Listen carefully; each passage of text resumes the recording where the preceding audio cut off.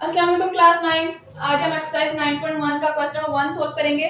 Find whether the solids are similar, all lengths are in centimeter. हमने बताना है कि क्या ये सॉलिड जो है क्या ये सिमिलर है। इससे पहले हमने सिमिलैरिटी ऑफ ट्रायंगल्स पढ़ी थी, उसके 3 केस थे। केस नंबर 1 क्या था कि अगर दो एंगल्स इक्वल हो जाएं, अगर हम दो एंगल्स को इक्वल प्रूव करते हैं तो तीसरा एंगल ऑटोमेटिकली इक्वल हो जाएगा, तो वो ट्रायंगल जो है वो सिमिलर जो हो जाएंगी। उसके बाद केस नंबर 2 था कि अगर हम दो साइड्स को प्रोपोर्शनल और इनके इंक्लूडेड एंगल को इक्वल प्रूव कर दें तो वो दोनों ट्रायंगल सिमिलर हो जाएंगे। यानी दो साइड्स, दो ट्रायंगल है हमारे पास,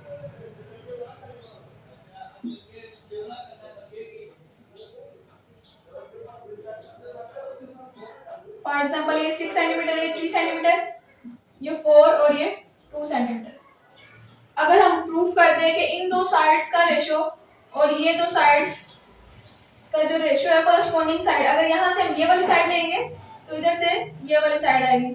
अगर इनका रेशो जो है वो इक्वल आ जाए, 3 1 3 3 2 6 2 1 2 2 4, अगर इनका रेशो सेम आ जाए और उसके अलावा इन दोनों साइड्स का इंक्लूडेड एंगल, यानी एक ये साइड है और एक ये साइड है तो इनका इंक्लूडेड एंगल ये वाला होगा।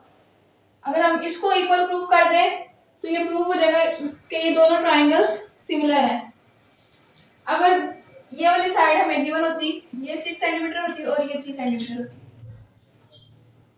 तो इन दोनों साइड्स, फिर यहाँ से ये वाली साइड 6 वाली और यहाँ से ये 3 वाली साइड लेनी थी, ये कोरस्पॉन्डिंग साइड है। उसके बाद ये 4 और ये 2 वाली, ये दोनों कोरस्पॉन्डिंग साइड है। फिर इनका रेशियो जो है वो सेम होना चाहिए था और इन दोनों साइड्स का इंक्लूडेड एंगल, यानी ये वाली साइड और ये वाली साइड है, इन दोनों साइड्स का ये इंक्लूडेड एंगल ये सेम होना चाहिए था। जो दो साइड्स होंगी उनका इंक्लूडेड एंगल सेम होना चाहिए। केस नंबर 3 क्या था कि तीनों साइड्स का रेशियो सेम होना चाहिए। अगर तीनों साइड्स का रेशियो सेम आ जाए तो इसका मतलब दोनों ट्रायंगल जो है वो सिमिलर है। यहाँ पे हमने सॉलिड को सिमिलर प्रूव करना है। ये जो सॉलिड्स गिवन है इनको सिमिलर प्रूव करना है। तो सॉलिड्स में क्या होता है,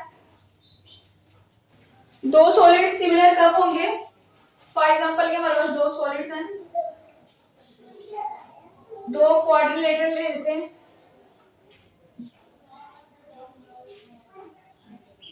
ये हमारे पास दो क्वाड्रिलेटरल है। अब ये दोनों क्वाड्रिलेटरल सिमिलर कब होंगे? इसको हम ए का नाम लेते हैं, ए बी सी डी, ये ई एफ जी और एच। अब ये दोनों फिगर्स जो है ये सिमिलर कब होंगी? अगर इनके एंगल्स, कोरस्पॉन्डिंग एंगल्स, यहाँ से ए वाला एंगल तो यहाँ से ई वाला एंगल इक्वल हो। उसके बाद यहाँ से एंगल बी और ये इसका कोरस्पॉन्डिंग एंगल एफ इक्वल होना चाहिए। उसके बाद यहाँ से एंगल डी और इसका कोरस्पॉन्डिंग एंगल एच इक्वल होना चाहिए। यहाँ से एंगल सी और यहाँ से एंगल जी इक्वल होना चाहिए। चारों एंगल्स इक्वल होने चाहिए। उसके बाद इनकी साइड्स का जो रेशियो है वो भी इक्वल होना चाहिए, कोरस्पॉन्डिंग साइड्स। यहाँ से अगर हम साइड ए बी ले रहे हैं तो यहाँ से साइड ई एफ आएगी। ए बी की लेंथ और ई एफ की लेंथ का रेशियो। उसके बाद अगर हम यहाँ से साइड ए डी ले रहे हैं तो इसके कोरस्पॉन्डिंग साइड कौन सी होगी? E H. अगर हम साइड बी सी लें तो इसके कोरस्पॉन्डिंग साइड क्या होगी? F G. और यहाँ से साइड सी डी, इसके कोरस्पॉन्डिंग साइड क्या होगी? जी एच। तो दो क्वाड्रिलेटरल सिमिलर कब होंगे? अगर उनके चारों एंगल्स, कोरस्पॉन्डिंग एंगल्स इक्वल हों। उसके बाद इनकी साइड्स का जो रेशियो है वो इक्वल होना चाहिए। साइड्स का रेशियो इक्वल होना चाहिए, कोरस्पॉन्डिंग एंगल्स इक्वल होने चाहिए, फिर ही जो फिगर्स हैं, क्वाड्रिलेटर है दोनों, वो सिमिलर होंगे। यहाँ पे इन दोनों सॉलिड्स को सिमिलर प्रूव करने के लिए हम प्रूव कर देंगे इनकी जो साइड्स हैं उनका रेशियो इक्वल है। और ये हमारे पास एक सॉलिड है, ये इसकी लेंथ है, इसको एल से रिप्रेजेंट कर लेते हैं, स्मॉल एल से। उसके बाद ये इसकी विड्थ, इसको स्मॉल डब्ल्यू से रिप्रेजेंट कर लेते हैं। और ये जो ये हाइट है इसको स्मॉल ए से। फॉर एग्जांपल हमारे पास कोई अगर स्क्वायर हो तो ये वाली साइड जो होती है वो इसकी लेंथ होती है, तो इसलिए ये वाली साइड जो है इसकी लेंथ है। उसके बाद ये वाली साइड क्या होती है, इसकी विड्थ होती है। ये लेंथ होती है और ये विड्थ होती है। तो यहाँ पे भी ये एक स्क्वायर है, तो ये वाली साइड जो है ये इसकी लेंथ होगी और ये वाली साइड इसकी विड्थ होगी। उसके बाद ये वाली साइड जो है ये इसकी हाइट होगी। इसी तरह यहाँ पे भी हम, ये इसकी लेंथ है तो इसको कैपिटल एल से रिप्रेजेंट कर लेते हैं। उसके बाद ये इसकी विड्थ है, इसको कैपिटल डब्ल्यू से, और ये इसकी हाइट जो है इसको कैपिटल ए से रिप्रेजेंट कर लेते हैं। अब हमने प्रूव करना है ये दोनों सॉलिड जो है वो सिमिलर है। तो हम लेट कर लेते हैं, let L W H are the length width and the height of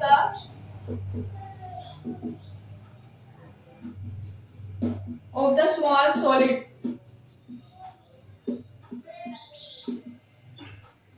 हमने क्या लेट किया है कि L, W और H क्या है, स्मॉल सॉलिड की लेंथ, विड्थ और हाइट है। उसके बाद और हमने क्या लेट किया है कि कैपिटल L, कैपिटल W और कैपिटल H जो है वो लेंथ, विड्थ और हाइट है बिग सॉलिड के।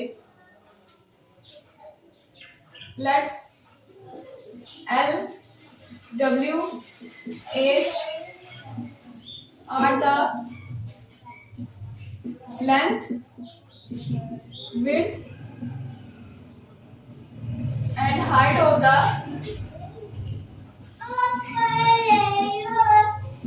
the big solid.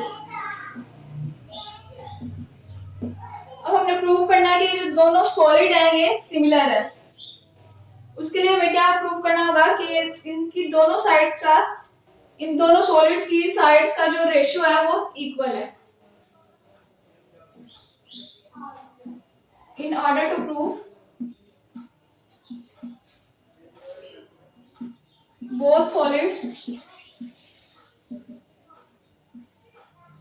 या फिर आप लिख लें in order to prove solids are similar,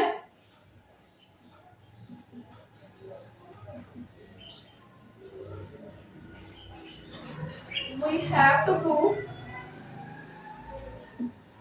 हमें क्या प्रूव करना पड़ेगा कि इनकी जो साइड्स का रेशियो है वो इक्वल है।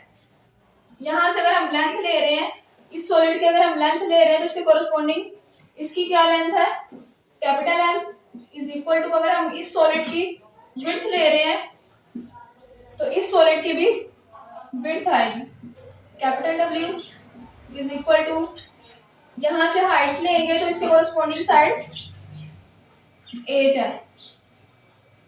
तो हमने प्रूव करना है कि ये तीनों साइड जो है वो इक्वल है, तीनों साइड्स का जो रेशियो है वो इक्वल है। पहले हमने क्या किया है, हमने लेट कर लिया है कि small L, small W and small H क्या है, इस स्मॉल सॉलिड की लेंथ, विड्थ और हाइट है। उसके बाद हमने क्या लेट किया है कि कैपिटल एल, कैपिटल डब्ल्यू और कैपिटल एच जो है वो लेंथ, विड्थ और हाइट है बिग सॉलिड के। उसके बाद हमें in order to prove solid are similar, और ये प्रूव करने के लिए कि ये दोनों सॉलिड जो है वो सिमिलर है, हमने क्या प्रूव करना है, हमें क्या प्रूव करना होगा कि इनकी साइड्स का जो रेशियो है वो इक्वल है। तो स्मॉल एल की वैल्यू क्या है हमारे पास 5 डिवाइडेड बाय कैपिटल एल की वैल्यू क्या है 7.5 is equal to small W की वैल्यू है 3, उसके बाद कैपिटल डब्ल्यू की वैल्यू क्या हमारे पास 4.5 इज इक्वल टू एच की वैल्यू क्या 4 डिवाइडेड बाय कैपिटल एच की वैल्यू क्या 6। अब इनको डिवाइड कर लेते हैं, 5 डिवाइडेड बाय 7.5 0.666, उसके बाद 3 को डिवाइड कर लेते हैं 4.5 पे, तो ये भी 0.666 यार, 4 और 6 को डिवाइड कर लेते हैं तो ये भी 0.666 आ रहा है। डेसिमल के बाद 2 वैल्यूज लिख लेंगे, 3 वैल्यूज, इसको हम इस तरह डिवाइड भी कर सकते हैं, या फिर आप पॉइंट खत्म करके इसको सॉल्व कर लें। जैसे 5 डिवाइडेड बाय 7.5 है, तो पॉइंट की जगह पे हम 1 लिखेंगे और उसके बाद जितनी वैल्यूज है उतने जीरो, तो एक वैल्यू है पॉइंट के बाद तो एक जीरो लगाएंगे। अब ये 10 ऊपर जाके 5 के साथ मल्टीप्लाई हो जाएगा, जो आ जाएगा 5 मल्टीप्लाइड 10 डिवाइडेड बाय 75। 5 को 10 से मल्टीप्लाई करेंगे 50 डिवाइडेड बाय 75। अब इनकी कटिंग कर लेते हैं। 25 के साथ कटिंग कर लेते हैं। 25 2 द 50, 25 3 द 75। अगर हम इसको भी इस तरह से सॉल्व करें तो इसका आंसर भी 2/3 आएगा, और इसकी तो कटिंग करके आ जाएगा 2 टू द 4, 2 3 द 6, तो इसका भी 2/3 आ रहा है। इस तरह से भी आप सॉल्व कर सकते हैं, या फिर डिवाइड करके 0.666 आ जाएगा। तो ये तीनों की जो वैल्यू है वो इक्वल आ गई है, क्योंकि तीनों साइड्स का जो रेशियो है, उनकी साइड्स का जो रेशियो है वो इक्वल आ गया है। तो इसका क्या मतलब है कि ये दोनों सॉलिड्स जो हैं वो सिमिलर हैं। So solids are